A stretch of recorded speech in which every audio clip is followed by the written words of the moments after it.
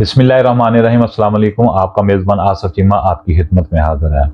नाज़रीन, सबसे पहले मेरा आपसे सवाल है कि अगर आपको पाकिस्तान के जो मौजूदा वज़ीर ख़ारिजा हैं उनके नाम का पता है तो बराए मेहरबानी कमेंट सेक्शन में उनका नाम ज़रूर बताइएगा, ताकि मुझे भी पता चल जाए कि पाकिस्तान के वज़ीर ख़ारिजा कौन हैं।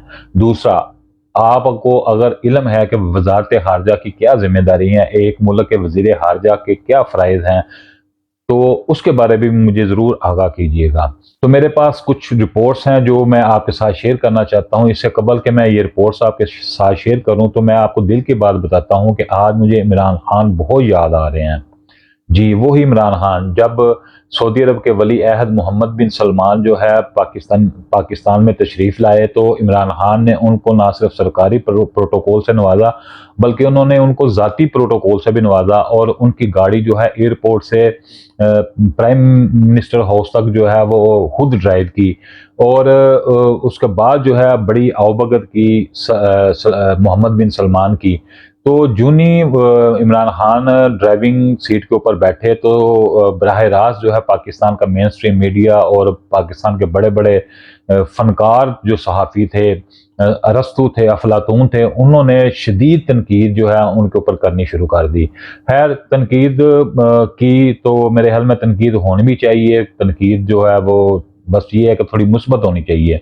लेकिन हुआ क्या, तो वो तनकीद करने वालों के बिल्कुल बरक्स जो है वो नताइज मसूल हुए। जूनी प्राइम मिनिस्टर हाउस के अंदर जो है मुश्तरका प्रेस कॉन्फ्रेंस हुई। वली अहद सऊदी अरब के वली अहद मोहम्मद बिन सलमान और इमरान खान दोनों इकट्ठे बैठे और मीडिया से गुफ्तगू करने करने का आगाज़ हुआ। तो इमरान खान ने अपनी गुफ्तगू का आगाज़ जो है वो मोहम्मद बिन सलमान के साथ जो है वो गुजारिश करते हुए किया और उनसे एक मुतालबा रखा कि बराए मेहरबानी सऊदी अरब के अंदर जितने भी पाकिस्तानी जो हैं वो जेलों के अंदर कैद हैं, तो मेरी आपसे गुजारिश है कि आप फिलफौर जो है उनको आज़ाद कर दें। तो इमरान खान के मुतालबे के रद्द-ए-अमल के तौर पर सऊदी अरब के वली अहद मोहम्मद बिन सलमान ने ना सिर्फ सऊदी अरब के अंदर जो पाकिस्तानी कैदी हैं उनको आज़ाद करने का ऐलान किया, बल्कि उन्होंने कहा कि पाकिस्तान के अंदर जो मुस्बत तासर मुझे दिया गया है, जो प्रोटोकॉल मिला है और जो मुझे तब्दीली जो पाकिस्तान के अंदर नज़र आ रही है, तो इन सारी चीज़ों को मद्देनज़र रखते हुए मैं सऊदी अरब के अंदर बतौर पाकिस्तान के सफ़ीर काम करता रहूँगा। पाकिस्तान का कोई भी जो मैसेज होगा वो सऊदी अरब के अंदर फैलाने में जो है वो मैं किरदार अदा करूँगा। जूनी मोहम्मद बिन सलमान ने ये ऐलान किया, तो वो जो लोग इमरान खान के ऊपर तनकीद कर रहे थे, वो उनके सब के जो है वो मुंह ठप हो गए, उनके होंठों के ऊपर जो है वो सिकड़ी जम गई और उनको मजीद बात करने का जो है वो कोई जवाब नहीं मिल रहा था। ना वो दाई मार पा रहे थे, ना वो बाई मार पा रहे थे, जैसा कि वो माजी में करते आ रहे थे। तो नाज़रीन, जिस रिपोर्ट का मैं आपके साथ जिक्र कर रहा था वो ये है कि दुबई गवर्नमेंट ने दुबई के अंदर मौजूद इलीगल तरीके से जो विजिट पर पाकिस्तानी गए हुए हैं, उनको अल्टीमेटम जारी किया था कि वो 31 अक्टूबर तक जो है हर हाल में दुबई छोड़कर अपने मुल्क बाइज्जत तरीके से वापस चले जाएं। तो 31 अक्टूबर तक दुबई से अभी तक पाकिस्तानियों का इनखला नहीं हुआ।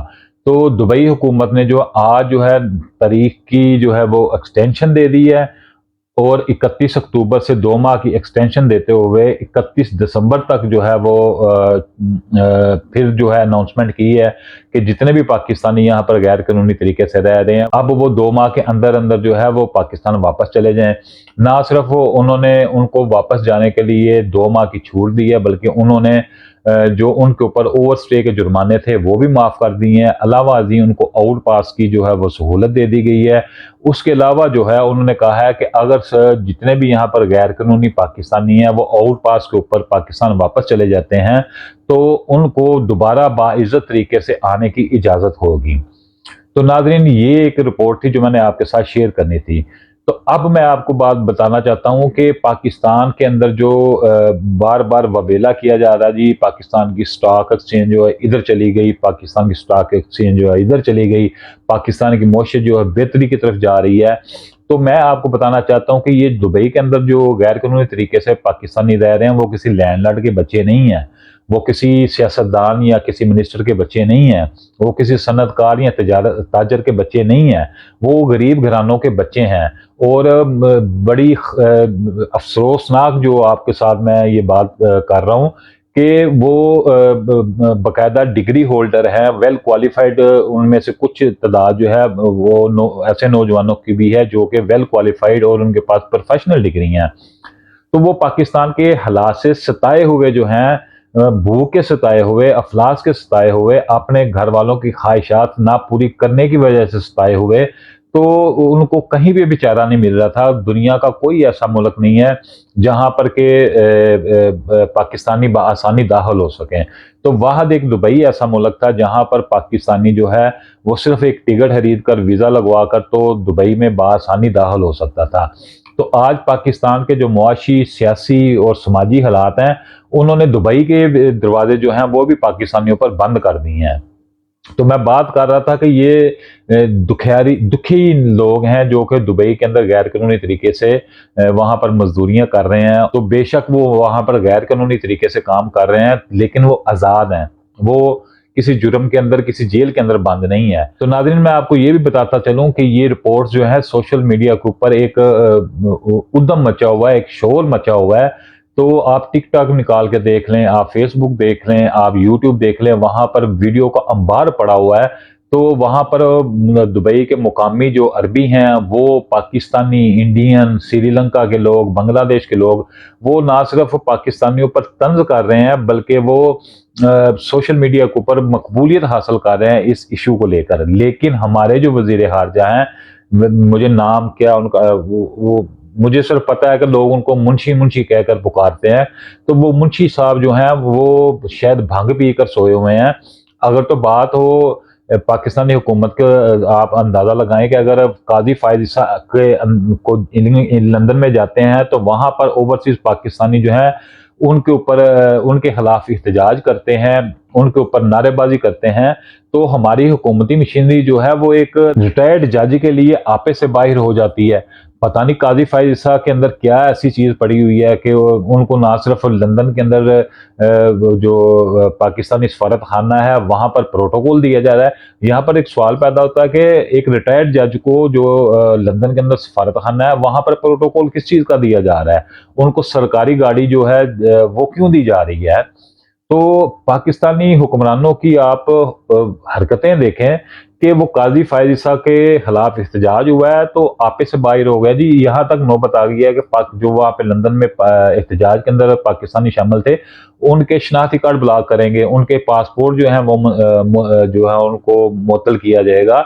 और दूसरी तरफ दुबई के अंदर जो है वो पाकिस्तानी जो है वो 2 वक़्त की रोटी कमाने के लिए गए हुए हैं और उनके पास इतने वसाइल नहीं है, उनके पास इतने पैसे नहीं है कि वो दुबई के अंदर वीज़ा खरीद कर लीगल तरीके से काम कर सकें। तो वो मजबूरन वहाँ पर गैर कानूनी तरीके से छुप-छुपा के जो है वो मज़दूरियाँ कर रहे हैं और अपने घरों के चूल्हे जला रहे हैं। तो वजारत खारजा की मैं बात कर रहा था, वो मुंशी साहब जो है वो जब शंघाई तावन तंजीम का मामला बना था तो जनाब हड़प करते वो मंजर आम पे आ गए। आगे पीछे उनको देखें वो कभी नजर ही नहीं आएंगे, लेकिन वह शंघाई का जो तावन तंजीम का जो इजलास हुआ था तो वहां पर वो मंजर आम पे आए। तो उन्होंने खूब जो है अपने मुखालफिन की दुर्गत बनाई और बड़े बड़े जो है कसीदे सुनाए, जी हमने ये मार्का मार दिया, हमने फलाना काम कर दिया। तो आज जब सोशल मीडिया के ऊपर उद्यम मचा हुआ है कि दुबई के अंदर पाकि जो ओवरस्टे पाकिस्तानी हैं उनको जो है 31 अक्टूबर से जो है अब 31 दिसंबर तक का जो है वो टाइम मिल गया है और दुबई हुकूमत बाकायदा उनको ओवर पास की सहूलत दे रही है और उनके ऊपर जो जुर्माने थे उनकी भी छूट दे रही है। उसके बावजूद मुझे नहीं लगता कि 2 माह के बाद भी वो पाकिस्तानी जो है वो वापस पाकिस्तान आने का सोचें। तो उनकी मजबूरी है, वो क्या करें। पाकिस्तान में वो उनके पास 2 वक़्त की रोटी के लिए पैसे नहीं है, तो वहां पर जैसे कैसे भी हैं, गैर कानूनी है, कानूनी है, तो कम अज कम उनके घरों का चूल्हा तो जल रहा है। तो आप ही मुझे यहाँ पर बताए, क्या ये असूली बात नहीं है कि वजारत खारजा जो मुतहरिक हो और वो जो है वो उन जो दुबई के हुकाम हैं उनके साथ बैठकर मुज़ाकरात करें। अगर तो उनके पास वीज़ा खरीदने के जो पैसे नहीं है, वसाइल नहीं है, तो पाकिस्तानी गवर्नमेंट जैसे तैसे भी है कुछ बैठ के सोच विचार करे और उन पाकिस्तानियों को फैसिलिटेट करे। तो अगर वो पाकिस्तान में आ जाएंगे तो क्या इधर आकर क्या करेंगे वो? तो जो 2 वक़्त की रोटी वो अब खा रहे हैं, उनके घर वालों को जब वो भी मैसर नहीं होगी, तो क्या आपका क्या हाल है कि वो पाकिस्तान के अंदर जो आकर इस हुकूमत के लिए जो है वो कसीदे पढ़ेंगे? तो ये कहते हैं जी ओवरसीज़ पाकिस्तानियों ने लंदन के अंदर जो गालियाँ निकाली हैं, तो मेरी जान मेरी बात सुने, एक कमज़ोर इंसान जो है उसका तो बस ही नहीं चलता, वो क्या आपके गिरबानों को पकड़े? तो गाली तो खैर मैं इसकी तो मज़म्मत करता हूँ, गाली नहीं निकालनी चाहिए, लेकिन वो आपको पता नहीं कैसे-कैसे अल्फ़ाज़ से याद करेंगे और ये आपको अंदाज़ा ही नहीं है। तो ये ना सिर्फ़ उन जो दुबई के अंदर पाकिस्तानी हैं, उनके लिए एक अलार्मिंग सिचुएशन है। ये अगर वो वापस आ गए, तो ये पाकिस्तान के जो हैं हुक्मरान हैं, इनके लिए भी बड़ी अलार्मिंग सिचुएशन होगी। तो मेरे ख़्याल में तो पाकिस्तान के जो हुकाम हैं, उनको इसका नोटिस लेना चाहिए, दुबई हुकूमत के साथ मिलकर मुज़ाकरात करने चाहिए और कोई दरमियाना रास्ता जो है वो निकालना चाहिए। तो एक और रिपोर्ट नाज़रीन आखिर में आपके साथ शेयर करता चलूँ कि दुबई के अंदर जितने भी जराइम होते हैं, मिसाल के तौर पे कोई बगैर लाइसेंस के ड्राइविंग कर रहा है, कोई एक्सीडेंट हो रहा है, कोई लड़ाई झगड़ा हो रहा है, कोई दीगर जो है फ्रॉड कोई हो रहा है या कोई मंशियात फरोशी वहाँ पर हो रही है, तो उन तमाम जराइम में से आपको ये भी पता होगा कि दुबई के अंदर पूरी दुनिया से लोग जो हैं वो वहाँ पर आकर मज़दूरी कर रहे हैं, कारोबार कर रहे हैं, मुख्तलिफ बिज़नेस कर रहे हैं। तो पूरी दुनिया के लोगों में से 80% लोग जो हैं वो पूरी दुनिया के, और 20% लोग वो जो जराइम करके जेलों के अंदर बंद है वो पाकिस्तानी हैं। और पूरे खलीज का अगर आपके साथ मैं मालूमात शेयर करूं, तो पूरे खलीज यानी सऊदी अरब हो गया, कतर हो गया, दुबई हो गया, अबू धाबी हो गया, शारजा हो गया, तो दीगर जितने भी अरबी ममालिक हैं उनके अंदर जो है जितने भी जराइम के अंदर जेलों के अंदर कैदी बंद है उनमें से 50% जो है वो पाकिस्तानी हैं। तो यहाँ पर एक सवाल पैदा होता है, क्या वो जो लोग वहां पर जाकर जराइम कर रहे हैं तो किसी दूसरे मुल्क में जाके कर रहे हैं, इस पाकिस्तान का तो इमेज खराब हो रहा है, इसमें तो कोई शक वाली बात नहीं है। क्या पाकिस्तानी जो हुकाम है उन तक ये रिपोर्ट्स नहीं पहुंची? क्या उन तक अगर रिपोर्ट्स पहुंची हैं तो उन्होंने वो स्टडी किया, तो उनको किसी चीज का इल्म नहीं है कि वहां पर लोग जो हैं वो जराइम करने पर क्यों मजबूर हैं? और मेरे ख्याल में तो ये पाकिस्तानी हुकाम का फर्ज होना चाहिए था कि वो फौरी तौर पर वो एक्शन लेते और इन जितने भी खलीजी ममालिक के अंदर पाकिस्तानी है जराइम के अंदर जेलों में बंद है, उनका पता लगवाते कि वो क्या वजूहात हैं कि वो जिनकी बिना पर वो वहां पर जुर्म कर रहे हैं, और उस मसले को हल किया जाता। अगर इमरान खान जो है वो बिला तफरीक, उन्होंने ये नहीं कहा था कि लड़ाई वाले को छोड़ दें या जो ड्राइविंग लाइसेंस जिनके पास नहीं था उनको छोड़ दें या फ्रॉड करने वालों को छोड़ दें, उन्होंने इज्तिमाई बात की थी और वो उन्होंने तमाम जो सऊदी अरब के अंदर कैदी थे उन सबको वापस लाकर ही सुकून लिया था। और आज जो पूरे खलीज बिलखुसूस दुबई के अंदर जहाँ की हुकूमत जो है पाकिस्तानियों के पीछे डंडा लेके चढ़ गई है, तो वहां पर पाकिस्तानियों के साथ क्या मुस्तकबिल में होने वाला है, तो हमारे हुकाम को किसी किस्म की फिक्र नहीं है। तो एक तो वजीर खारजा का नाम बता दीजिएगा और वजीर आजम का किरदार बता दीजिएगा। तो मैं मुंशी साहब से गुजारिश करता हूँ कि जनाब गौर कीजिए, दुबई में पाकिस्तानी जो हैं वो आपको याद कर रहे हैं। अगर वो पाकिस्तान में नामराद होकर लौट गए तो अभी तो मुंशी हैं आप, फिर ना कहना कि गलीज अल्फाज का इस्तेमाल किया गया है। इसके साथ ही मुझे दीजिए इजाज़त। इंशाल्लाह नई वीडियो के साथ दोबारा मुलाकात होगी, तब तक के लिए अल्लाह हाफिज़।